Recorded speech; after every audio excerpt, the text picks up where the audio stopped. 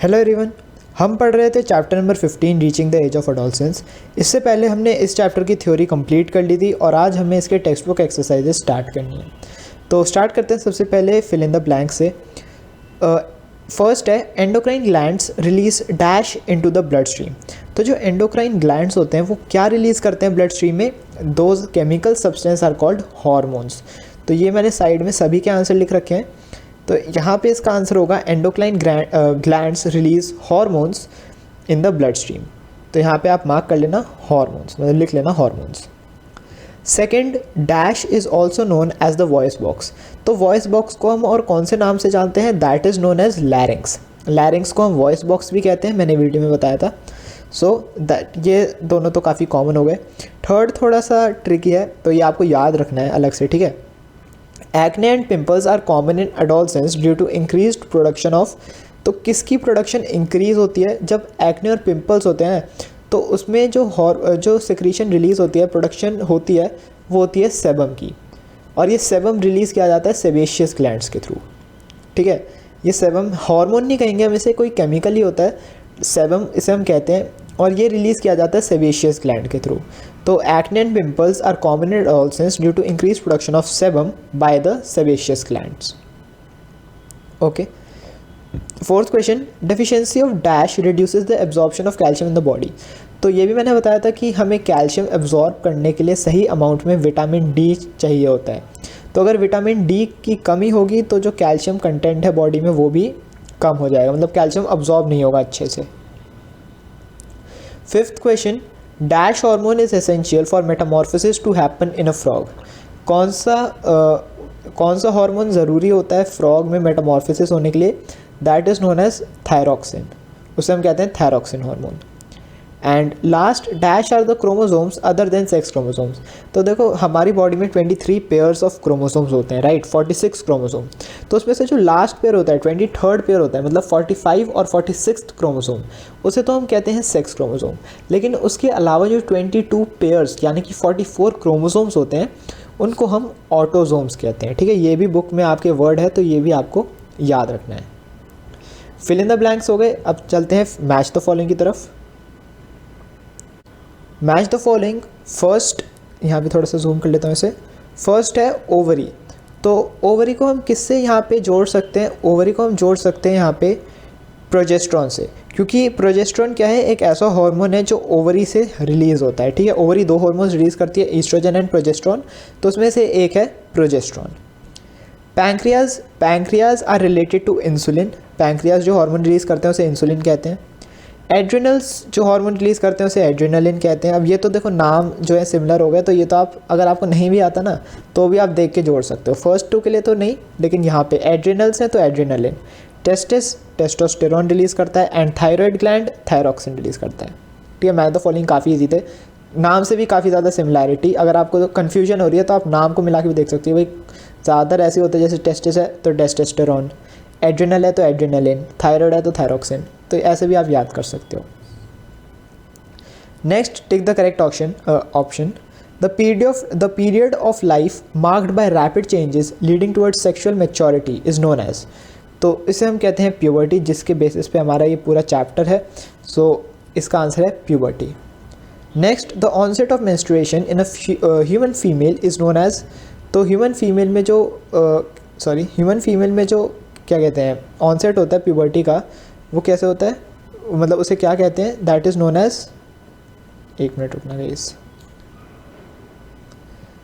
Second question है, the onset of menstruation in a human female is known as. तो जो menstruation start होती है किसी भी ह्यूमन फीमेल में, या मतलब किसी भी फीमेल में, उसे हम क्या कहते हैं? That is known as menarche, ठीक है। ये टर्म्स आपको याद रखनी है। Third, the hormone which controls the body's response to stress is known as. तो जो बॉडी की स्ट्रेस को क्या कहते हैं, मतलब हार्मोन जो बॉडी के स्ट्रेस पे रिस्पॉन्स डालता है उसको हम कहते हैं एड्रिनलिन। मतलब जो हमारा मूड होता है, ठीक है, वो कौन क्या कहते हैं, कौन कंट्रोल करता है? That is adrenaline. Adrenaline hormone जो एड्रिनल ग्लैंड से रिलीज़ किया जाता है। Fourth, out of the following the one that does not produce hormone is the. तो इनमें से याद रखना सेबेशियस ग्लैंड जो होता है, मैंने आपको ऊपर बताया था, जो सेबेशियस ग्लैंड वो जो सेबम रिलीज़ करता है वो हार्मोन नहीं होता, वो एक तरीके का केमिकल होता है। Thyroid gland thyroxine hormone release करता है। पीनियल ग्लैंड भी एक तरीके का हार्मोन रिलीज़ करता है, नाम नहीं है आपकी बुक में। और टेस्टिस जो होते हैं वो भी टेस्टोस्टेरॉन प्रोड्यूस करते हैं। तो जो सेबेशियस ग्लैंड है ये कोई भी सेक्रीशन नहीं करता हार्मोन की, तो इसलिए इसका करेक्ट ऑप्शन है sebaceous glands. Next, the mineral whose presence is essential for a tadpole to grow into a frog is, तो ये पढ़ा था हमने कि टैडपोल को फ्रॉग में ग्रो होने के लिए आयोडीन नेसेसरी होता है, और जो आयोडीन उसे मिलता है पानी में जो सॉल्ट है उससे, तो iodine is necessary. D part, answer the following questions in brief. First question है state the meaning of the term adolescence. Adolescence का क्या मतलब है? तो एडोलसेंस क्या है? Adolescence is the traditional stage. Traditional stage मतलब हर किसी में होती है, ठीक है। Traditional stage that occurs between childhood and adulthood. Childhood और एडल्टहुड के बीच में ये 6-7 साल जहाँ पे बहुत ज़्यादा जल्दी से फिजिकल और मेंटल डेवलपमेंट होती है किसी भी इंडिविजुअल की, उस एज को हम कहते हैं एडोलसेंस, या उस टाइम पीरियड को हम कहते हैं एडोलसेंस, ठीक है। It is between the childhood and adulthood. Next, define puberty, state the various factors that influence it. तो प्यूबर्टी क्या है?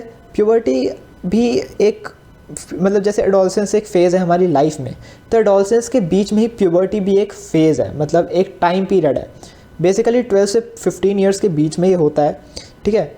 जहाँ पे क्या होता है, जो एडोलसेंस है वो they become aware of the physical changes they are going through, जो उनकी बॉडी में अलग अलग फिजिकल चेंजेस हो रहे हैं, जो उनके जैसे जस्ट फॉर एग्जांपल उनको वो नोटिस कर पा रहे हैं कि उनके फेशियल हेयर की ग्रोथ हो रही है, ठीक है, उनके स्किन थोड़ी चेंज हो रही है। So these are all the changes that an adolescent see when he comes in puberty. मतलब जब उसे प्यूबर्टी में जब वो प्यूबर्टी हिट करती है उसे, तो क्या होता है, वो सब ये चीज़ें देखने लग जाता है कि उसकी ग्रोथ हो रही है हेयर पे, ठीक है, उसकी हाइट इंक्रीज़ हो रही है, ये सब चेंजेस आ जाते हैं।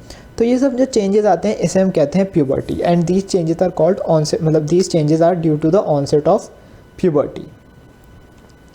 इसके बाद हमसे पूछा कि कौन से फैक्टर्स इसे इन्फ्लुएंस करते हैं। तो इन्वायरमेंटल फैक्टर्स जैसे कि diet, exercise along with the age affect puberty.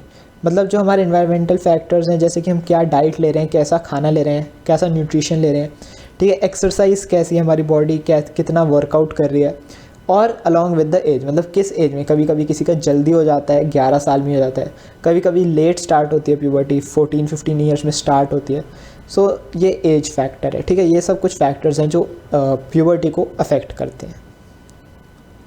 Third question, why are endocrine glands called ductless glands. Endocrine glands को हम डक्टलेस ग्लैंड भी कहते हैं। सो क्या होता है, एंडोक्राइन ग्लैंड्स के पास कोई भी डक्ट नहीं होते। Endocrine glands do not have ducts, they release there hormones directly into the blood stream.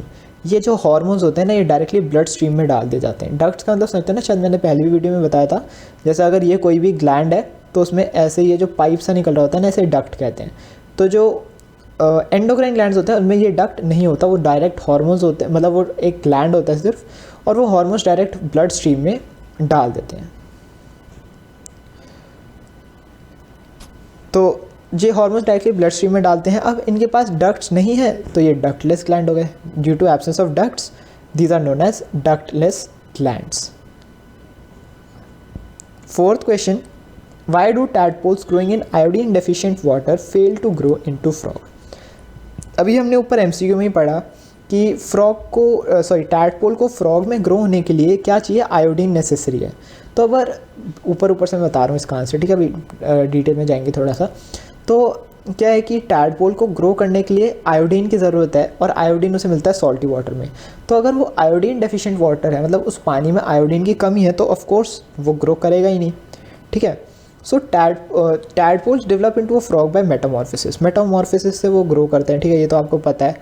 अब इस मेटामॉर्फोसिस को अकर होने के लिए उनको चाहिए थायरॉक्सिन हार्मोन, जो थायराइड ग्लैंड रिलीज़ करता है, ठीक है, थायरॉक्सिन हार्मोन जो थायराइड ग्लैंड रिलीज़ करता है फ्रॉग बनने के लिए। अब थायरॉक्सिन हार्मोन के प्रोडक्शन के लिए आयोडीन नेसेसरी है। Iodine is necessary for production of thyroxine. देखो सीरीज देखना, मेटामॉर्फोसिस के लिए थायरॉक्सिन हार्मोन ज़रूरी है, और थायरॉक्सिन हार्मोन की प्रोडक्शन के लिए जो आयोडीन है वो नेसेसरी है। अब आयोडीन अगर वाटर जो है वो आयोडीन डेफिशिएंट है तो ऑफ कोर्स वहाँ पे आयोडीन की कमी है, इसीलिए तो आयोडीन डेफिशिएंट वाटर है, क्योंकि उसमें आयोडीन की कमी है। तो अगर आयोडीन की कमी होगी तो जो टैडपोल है वो फ्रॉग में ग्रो नहीं करेगा। Fifth question, how does the pituitary gland controls the maturation of the gonads. Gonads को हम सेक्स ऑर्गन्स, जो हमारी बॉडी में जो सेक्स ऑर्गन्स होते हैं उन्हें ही हम गोनैड्स कहते हैं, ठीक है। तो pituitary gland secretes hormones which influence the production of testosterone in boys and oestrogen and progesterone in girls. Boys में टेस्टोस्टेरोन की प्रोडक्शन, गर्ल्स में ईस्ट्रोजन एंड प्रोजेस्टेरोन की प्रोडक्शन, ये सब इन्फ्लुएंस करता है पिट्यूटरी ग्लैंड के हार्मोन्स। मतलब जो पिट्यूटरी ग्लैंड हार्मोन रिलीज करता है वो इस चीज़ पे अफेक्ट डालता है। These hormones are released into the bloodstream and start the rapid maturation of gonads. अब जैसे ये हार्मोन्स रिलीज़ किए जाते हैं ब्लड स्ट्रीम में, ये स्टार्ट कर देते हैं मैच्योरेशन ऑफ गोनैड्स या फिर सेक्स ऑर्गन्स। मतलब जो हमारे सेक्स ऑर्गन्स होते हैं, जो बॉयज़ में पीनस होता है, जो आपने रिप्रोडक्शन वाले चैप्टर में पढ़ा था, गर्ल्स में ओवरीज होती हैं, ये सब मैच्योर होना स्टार्ट कर देती हैं, ठीक है। Sixth, women above the age of 50 are generally unable to give birth to young ones, explain the reason for same. मतलब अगर कोई women, most of the women अगर 50 ईयर्स से ऊपर की हो जाती हैं तो वो एज मतलब किसी भी यंग वंस को बर्थ नहीं दे सकती। तो इसका क्या रीज़न है? When a women reaches the age of 45 to 50 years the menstruation cycle in her stops completely. मतलब परमानेंटली मेंस्ट्रुएशन साइकिल एकदम बंद हो जाती है। क्यों हो जाती है बंद? क्योंकि ओवरी एग प्रोड्यूस करना बंद कर देता है। अब जब एग प्रोड्यूस ही नहीं होगा तो क्या होगा? यूट्रस जो है वो अपनी लाइनिंग को थिक नहीं करेगा, लाइनिंग थिक नहीं करेगा तो कोई ब्लड फ्लो नहीं होगा। तो now as there are no eggs released by the ovary, अब जब ओवरी कोई एग ही रिलीज़ नहीं कर रहा तो ऑफ कोर्स मेल गैमेट किसको फर्टिलाइज़ करेगा, ठीक है। जब एग ही नहीं है तो कुछ फर्टिलाइज ही नहीं होगा, और जब कुछ फर्टिलाइज नहीं होगा तो of course no young one will be born. तो कोई एग रिलीज़ नहीं हो रहा मेल गैमेट के द्वारा फर्टिलाइज होने के लिए, so the women of this age group are unable to give birth to young ones, ठीक है। इसी के साथ हमने यहाँ पे शॉर्ट क्वेश्चन आंसर्स पूरे कर लिए। नेक्स्ट वीडियो में हम अपने लॉन्ग क्वेश्चन आंसर्स स्टार्ट कर देंगे।